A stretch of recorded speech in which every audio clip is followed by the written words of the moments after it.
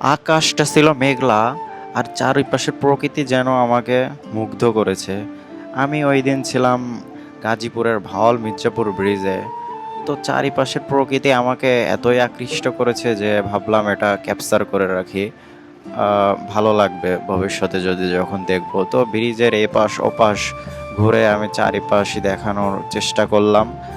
বর্ষাকালে আসলে এখানে অপরূপ সৌন্দর্য ধারণ করে।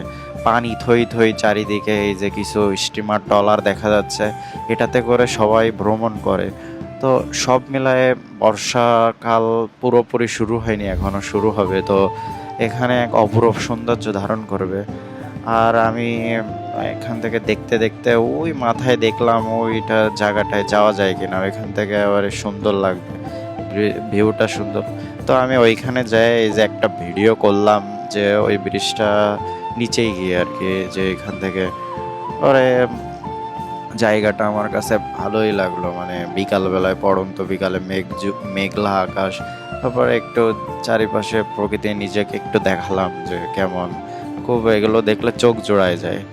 তারপর ওখানে ওখানে আরও খুব সুন্দর প্রকৃতি, যেমন এই যে সবাই একসাথে আহ, এখানে মাছ ধরতেছে, এটা দেখে আবার আমার শৈশবের কথা মনে পড়ে গেল, বাড়ির কথা মনে পড়ে গেল। মানে এগুলা দেখলে আসলে চোখ জোড়ায় যায়। এইগুলা টাকা দিয়ে কেনা যায় না, ঘুরলে ফিরলে এগুলো দেখা যায় ঘরে বসে না থাকলে। এটাই বাস্তব।